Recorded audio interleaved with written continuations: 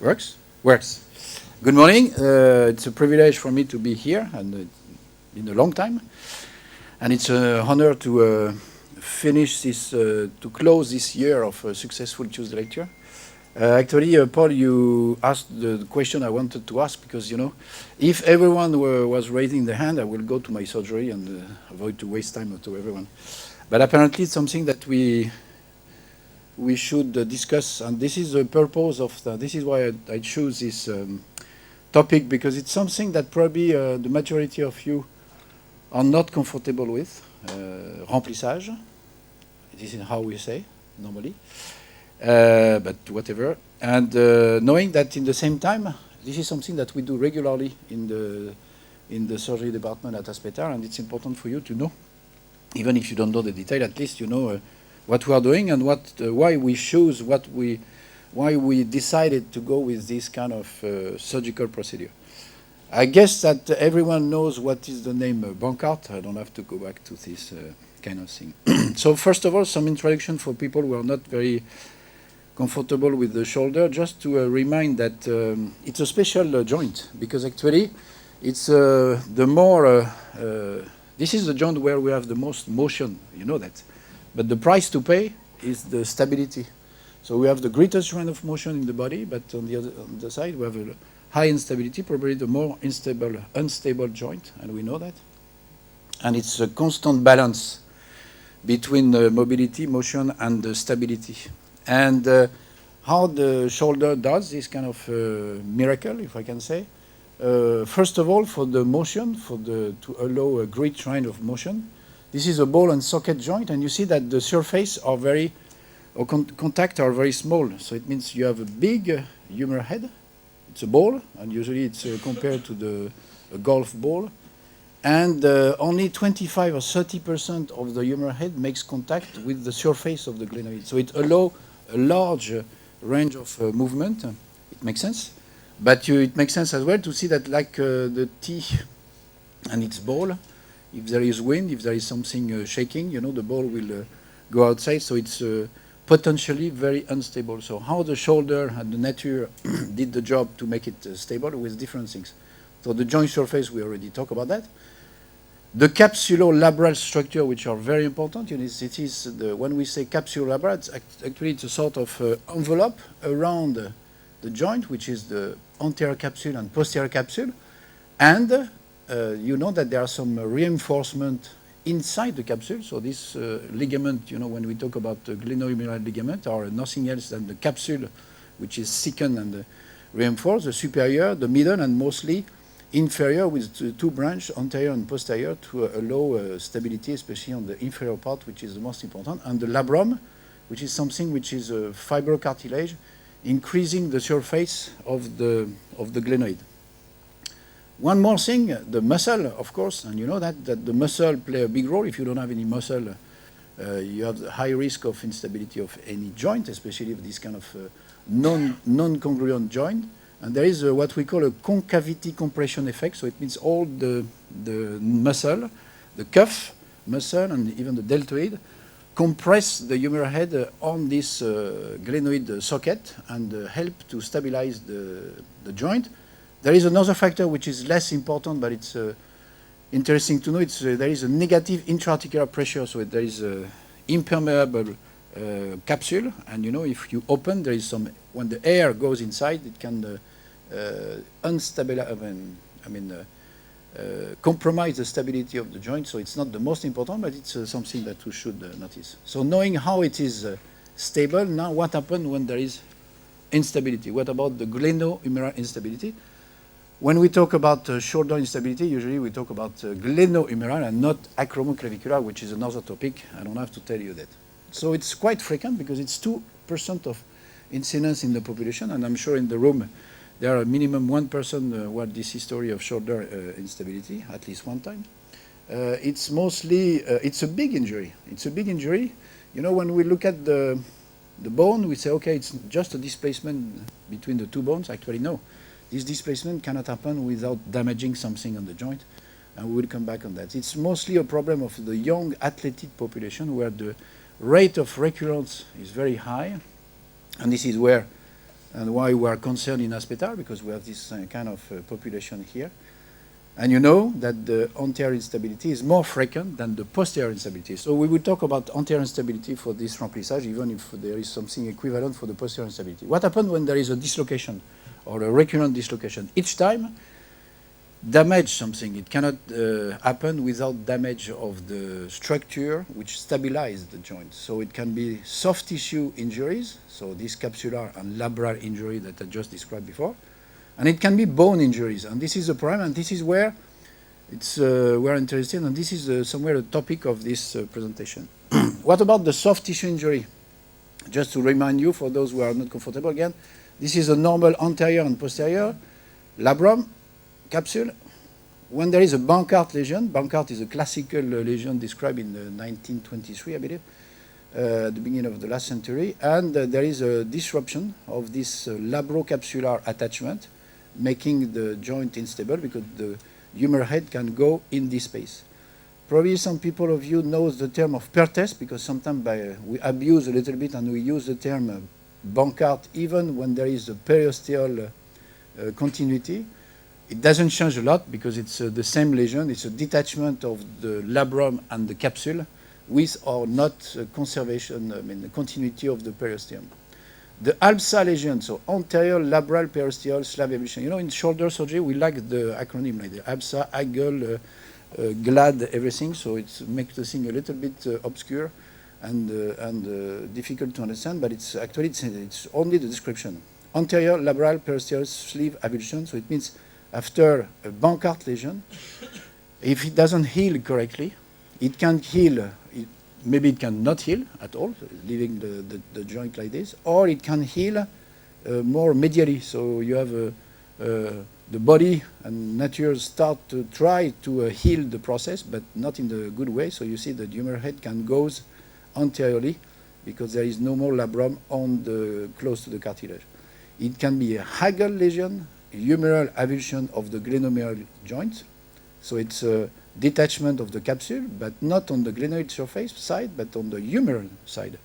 And of course, it can be a capsular distension, so it can be description of the fibers of the capsule itself, and it can be a combination of Hagel capsular distension, Bankart or Perthes capsular distension. So all this soft tissue can happen after one or several anterior shoulder dislocation. Now it can be bone injury, so it can be more. It's more important, you can imagine. So it can be on the glenoid side, on the humeral side. On the glenoid side, it can be acute. So this is what we call the bony Bankart. So you can see, if you see the Bankart leaves the bone intact. The bony Bankart, what we call the bony Bankart, it was described later. Bankart, initial description. You have a piece of bone which is detached with the capsulolabral structure, which make the incompetency of the glenoid surface to hold the humeral head in place, like on the ball on the tee. And it can be progressive. You can have progressively erosion of the anterior border, regularly. The humeral head pass on the angle of the glen, and it makes the angle smoother and smoother and less protective, and then it can lead to the same situation. If it is on the humeral head, and I need your attention because this is our topic, it can be a Hill-Sachs lesion. Now, this is the lesion that we will describe now to understand what is the remplissage. What is the Hill-Sachs lesion? It's a posterior lateral compression. So imagine that this humeral, it's a left one seen like a CT scan, if you want, okay, or a right one from the sky. There is anterior displacement, external rotation. So you see that the bicipital groove and the biceps here is posterior, so it means the humeral head is in external rotation. So it's a posterior lateral compression fracture of the humeral head, which happened during an anterior dislocation when the glenoid anterior rim, which is here, hits the posterior part of the humeral head. And sometimes there is a fracture on both sides, so it's what we call a bipolar bone lesion. But we will discuss mainly on this kind of... so it's a compression. It's like a tibial plateau fracture somewhere. It's a compression in a cancellous bone. So it's never a it can happen that there is a true fracture, so it's a fracture luxation, but here it's a compression, fracture compression. Hill-Sachs lesion. So this is the kind of lesion that we can see with the imaging. You know, it can be a little bit, it can be very important. So, you know, you can imagine that if we have an external rotation, then this groove, this new lesion, this new canyon will engage on the anterior part of the gland, especially if the gland is not very prominent, if the patient had previously a fracture of the anterior glenoid. These bone lesions are frequent and increase with recurrence. So it means, you know, we must not underestimate, and probably during years we underestimate the frequency of this lesion, because actually after a first dislocation, 65% to 77%. So in 75% of the case, there is a humeral bone compression, more or less important, but it's happened. And after a recurrent dislocation, 84, 93. So it confirmed that the regular dislocation, the recurrence of the dislocation, makes the groove more deep each time. So it can be 93% in some studies. So this is something that we should and we must consider. And it was underestimated in the past. And second point, it's one of the risk factors, and it's related. So it means if you look at the risk factor for recurrence after a first episode of dislocation, we have young age, you know that, the sport physician and the club doctor know that, contact sport, constitutional hyperlaxity, and bone deficiency. So this is one of the risk factors of this. So there is a consensus that the treatment of only soft tissue lesion, in case of bone lesion, leads to poor result. It makes sense. Okay, it's easy to understand, but at least we have to prove it. And probably one of the landmark article is the one from Bankart and De Beer in the 2001 that clearly showed that in a comparative study that if you treat only soft tissue when there is a bone lesion, the risk of recurrence is much higher than if you have only pure soft tissue lesion. Who describe this lesion? First of all, I would say the more recent one were Hill and Sachs. Actually, they are not orthopedic surgeons, but American radiologists. They are from San Francisco. I don't have the picture of Sachs, only Hill. They describe in the nice paper that the cortical depression in the posterior lateral head of the humerus was related to impaction of the humeral head against the inferior glenoid and anterior shoulder in anterior shoulder dislocation. And then this eponymous name became to be used, the Hill-Sachs lesion. But actually, they were not the first one. And if you look at in the time machine 1890, we can have this. We see that these two people, Broca and Hartmann, and despite their name, they are French. They describe something which is comparable, and they describe this kind of lesion. They already talk about engaging and non-engaging lesion, which is very interesting if you read the paper. And they even hypothesized the notion of labrality before 30 years before Bankart. So it's always interesting to go in the history.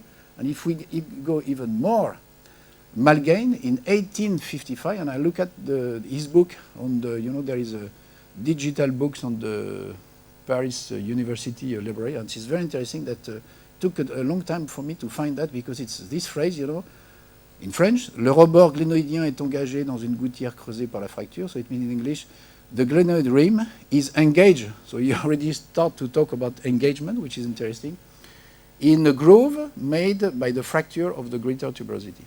So it's interesting that this notion is an old one, but maybe we forget, or we forgot a little bit during years, like usually, like frequently. If we go back to current history, one thing which is important from Itoi, you know, it's a Japanese gentleman that he was in this podium a few years ago because we invite him for a symposium on the shoulder. Very nice guy, very clever.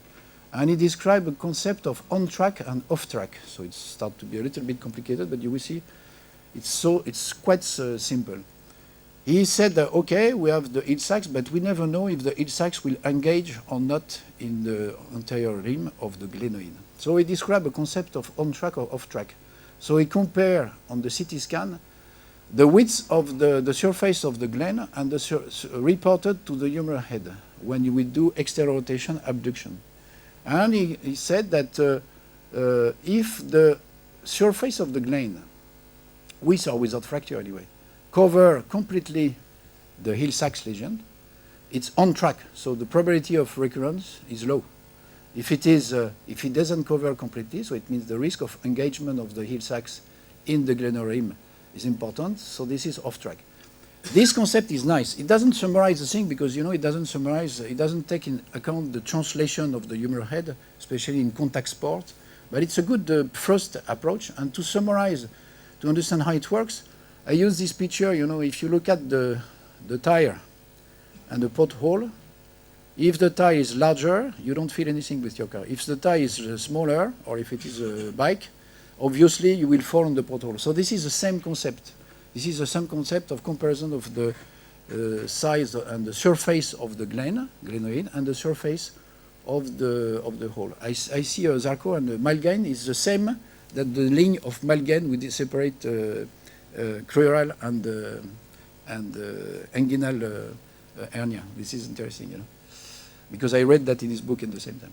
So this is the original picture and draw from the article of Yamamoto and Itoi. So this describes this off-track, on-track, off-track, which the concept is a little bit more complicated than what I explained, because we have to take in consideration the distance between the supraspinatus and the border. But anyway, the concept is there, and you understand that the risk of engagement is important. So how to treat this hole, Hill-Sachs? The first reaction and the first treatment that we should do, and it was be tried, is to fill with something. So to restore the surface, so you can use allograft, and some people are still doing that, at least for big hole, but it's an invasive surgery, okay? And some people even use the plasty like for spine surgery, with inflation, kyphoplasty inside the humeral head. Small experience because the results were not so good. So we know that some people try to address the hole and to fill the hole and to make it disappear, to restore the normal anatomy, because it's always when we restore the anatomy that usually we are efficient. Or we can have an indirect action. Latarjet, the Latarjet, it's an indirect action on the track, on the surface, because you increase the surface, you increase the width of the glenoid, so you make the Hill-Sachs again on track. But actually, you don't act on the Hill-Sachs directly, or you can do a osteotomy to change the position of the Hill-Sachs in front of the anterior glenoid rim, but it's a bit heavy, morbidity, and it changes the anatomy. So just remind that usually we use this indirect technique, but it's only an indirect. There is another alternative, and to answer to the question that Paul asked initially, this is Gene Wolf, we say Gene, but Gene Wolf is from San Francisco again. He described that in 2004. He described an alternative which is Remplissage. Remplissage is a French name. I asked him why he chose the term remplissage and not filling. He said because I spent a few years in France and he speaks fluently French. Remplissage means remplir means to fill, so to fill the gap. So he used probably by a joke or something like that, but now the term is used by everyone. So the concept is to remplir, to fill the gap with the posterior capsule and a part of the infraspinatus. Okay? So it means you make the Hill-Sachs extra-articular, so you make, by doing this kind of thing, the joint is there, so you make the Hill-Sachs extra-articular, so by definition, the Hill-Sachs cannot engage anymore in the anterior rim. Hope you follow me. And there is definitely a tenodesis effect, so it means the fact that you attach the infraspinatus in the groove, in the Hill-Sachs, you make tenodesis effect, because when there is an anterior translation, the infraspinatus keep the humeral head back.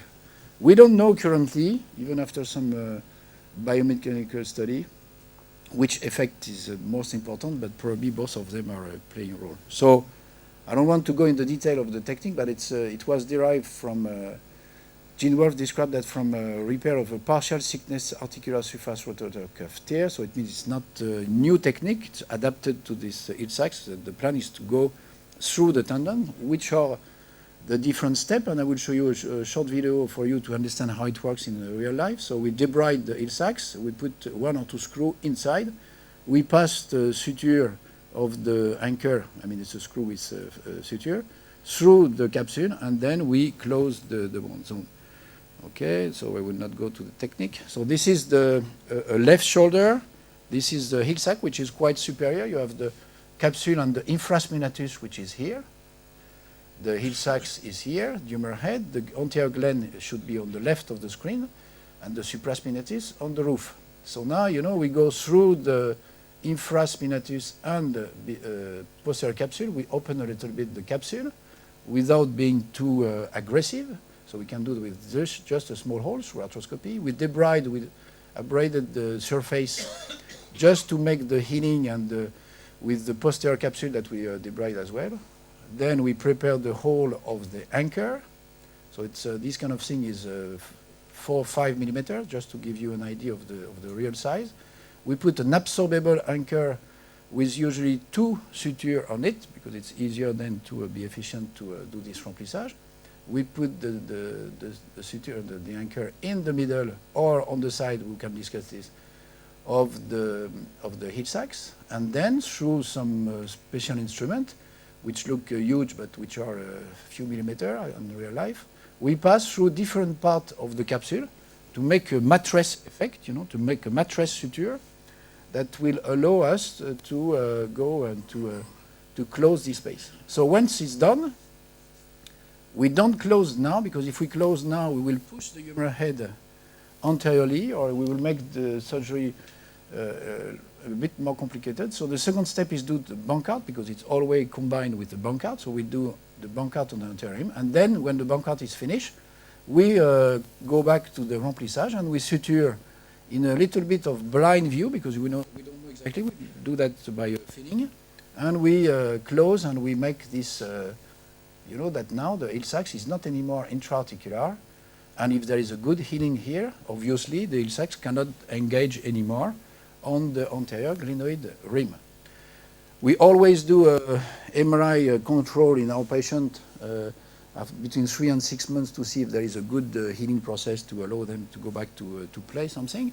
And you can see the typical image here. You know, the Hill-Sachs was there, quite small Hill-Sachs in this case. The infraspinatus is there, and you'll see that instead of going here, one part of the infraspinatus and the capsule has healed in the hole. So now the Hill-Sachs is not anymore in the joint. So it means when there is an external rotation, there is a sort of tenodesis effect and modification of the surface. So this is another one I will go through. So there are many discussions in the literature and in the symposium in the Congress about this new technique. It's quite new because it was 2004 somewhere, even if the technique was a little bit used for the posterior dislocation, but we don't have time to discuss about that. So obviously there are some biomechanical study showing that there is some difference in terms of effect on the external rotation and stiffness if you put the anchor more medial lateral. Of course, if you do this put the anchor with a tightening of the infraspinatus, don't have to be a big expert in biomechanics to understand that it will increase the risk of stiffness. And some author, here we do in a blind way, as I show you, it's one of my videos. And some people prefer to go in subacromial to do the suture. Actually, it doesn't change anything, it's only a question of technique. So now, the result. This is important for you to know what we can expect with this kind of thing and what are the advantages and disadvantages. The first theory was reported by Wolf himself, and he had only 45 patients, but he showed that in 4.4%, so only 2 cases had a recurrent instability after traumatic dislocation. And in general, in the literature, because we must always compare with simple Bankart, but you know that the Bankart, and it's difficult to compare, because if you look at all the paper, and this is a problem in shoulder instability, if you compare the different Bankart series, we know, and you understand now, that we should know exactly what are the patients we are talking about. So some people talk about only soft tissue lesion, and the results usually are good. And some people talk about soft tissue plus bone lesion, and they do only Bankart, and the results are not the same. So if you compare, always read the population, like any paper, what are the criteria of inclusion criteria of the patient, to understand, before to blame a paper, oh, they have 30% of recurrence. Okay, but if they have bone lesion, it's normal, because they should do remplissage, or they should do Latarjet instead. So if you compare in the literature with the different systematic review, and this is probably the advantage in this topic of the systematic review, that the result in terms of recurrence are better when the remplissage is performed in association with the Bankart in comparison with Bankart only. And usually we find this kind of recurrence, 5.4%, which is not bad at all, because the Bankart globally, if you take soft tissue and non-soft tissue, it's much more, 10 or 15%, depending on the series. So definitely there is an improvement of the stability and less recurrence when you use the remplissage. So there are some advantages, definitely. It addresses the capsulolabral pathology and the Hill-Sachs defect in the same time with a minimally invasive approach, arthroscopy. So it's not, and you can judge and you can do everything in the same time with only arthroscopy. You don't open, so it's less morbidity. Minimally invasive, no graft material if we compare with this graft that some people do in the Hill-Sachs. And it's quite quick and usually easy when you are used to do this kind of thing. It's a bit tricky at the beginning, but then it's nice to do. But there are some side effects, like any procedure. It's a non-anatomic procedure. It's probably more anatomic than a Latarjet, I must admit, but it's a non-anatomic because we change the attachment of the capsule and the infraspinatus. And if you look at, again, the two main systematic review in literature, what we could expect, and it was my first reaction when I started to be interested with this remplissage, after I discussed with Wolf, that, obviously we will have a restriction of motion. But actually, it's interesting, and we have the same experience now. It's not so much, so probably it's due to the flexibility of the tendon, the adaptation of the joint, I don't know, but because 2.5 degree to 10 degree in the literature, sometimes we can imagine that it should be more. So it's quite interesting to see that there is a loss of motion, but not so much. And if you compare with Bankart, with pure Bankart, there are some loss of motion as well. So always we must compare technique between each other. So 2.5%, 10%, it's a side effect, but it's not so big a side effect in reality. What about the muscle damage? Because we pass through the tendon. It's not so much, it's like a portal, arthroscopic portal. But maybe it can explain some posterolateral pain, as said some people. I believe that the pain on the posterior part are due mostly for the stiffness of the infraspinatus than the hole, because the hole usually, when we do an arthroscopy, we pass through the infraspinatus and there is no posterior pain after the treatment. So probably the two effects, and we see that it's a temporary pain, unfortunately, but there is definitely some posterior pain in our patients. Oh, I have some pain, and after some months or weeks, it disappears. So now, when do we have to do this remplissage? Obviously, if you follow my presentation, and if I was clear, not sure, but I hope, when you do a Bankart repair and you leave a Hill-Sachs, there is a risk of recurrence. So it makes sense to say, and this is the title of my presentation, when Bankart is not enough. So Bankart doesn't compromise, it's not a discussion about the Bankart indication. It's clear Bankart is there, it's very important to do Bankart. But when the Bankart will leave a significant Hill-Sachs, and we believe that there is a risk of a still engagement of this Hill-Sachs lesion, because the anterior capsule sometimes is enough flexible to leave this happen. When Bankart is not enough, we have to do remplissage. Now, do we have to do with Latarjet? Usually no. Usually no, because the Latarjet compensate this, off track, on track. But to be honest, Latarjet doesn't address the Hill-Sachs. It addresses the bone lesion. So maybe sometimes we have some medication if there is some selected case with large bipolar bone lesion. So we have bipolar, so it means a big anterior rim, glenoid rim lesion, and a big Hill-Sachs. If you do, usually we do Latarjet. But we have some failure, and especially for people who are epileptic, and it's difficult to control them when they have a seizure, and they have a risk of recurrence. So in this case, maybe we can combine Latarjet and remplissage, which is not something so frequent. And if you look at the Latarjet, if you look at the effect of Latarjet, we know that it increases the surface of the glen. There is no discussion. So when there is glenoid anterior rim deficiency, the Latarjet is a good option, definitely, because you restore that. But it's not the only effect, because you make a sling effect, and it's recognized now. And I was in the ANA meeting in Chicago a few days ago, and we had a nice presentation by mechanics showing that it confirmed that the sling effect is something, it's probably the more important effect of the Latarjet, because only it crossed in the middle of the subscapularis, and it makes a sort of sling effect, especially in the external rotation when the subscapularis is normally up, and it makes the subscapularis down with the crossing effect of the coracobiceps, which is here on the bone graft. And probably this is the reason why when we increase, this is the reason why the Latarjet is so efficient, even if there is a large Hill-Sachs lesion that we don't treat. Because when you increase the surface of the gland, in the same time you make a sling effect, so you block the translation of your humeral head with this effect, and probably it allows, with the combination of the bone all together, to avoid that this Hill-Sachs go again or go to engage with the anterior rim, which is now the anterior part of the graft.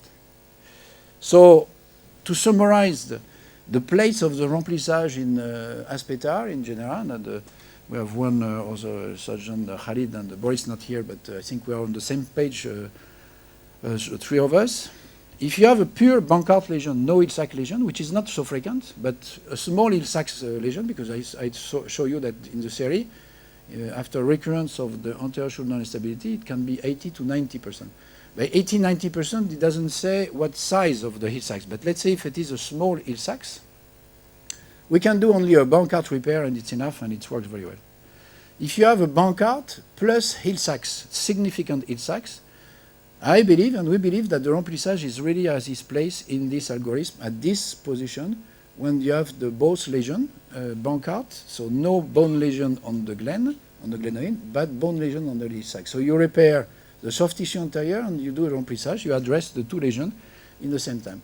When there is a significant glenoid bone loss, there is no discussion now, there is an international consensus that the Latarjet procedure should be done, because you have to address the anterior part and the anterior bone deficiency of the glenoid. But actually the problem is between these two indications, because I used to do Bankart or Latarjet. And now, after the remplissage was described by Jean, and after my experience in posterior shoulder dislocation, when we do a sort of, for those we know, the Malgaigne effect on the reverse Hill-Sachs, I thought that the remplissage could be a little bit more anatomic or less non-anatomic than the Latarjet, because it's you do that in arthroscopy, you don't change the position of the coracobiceps, you don't put a graft and so on.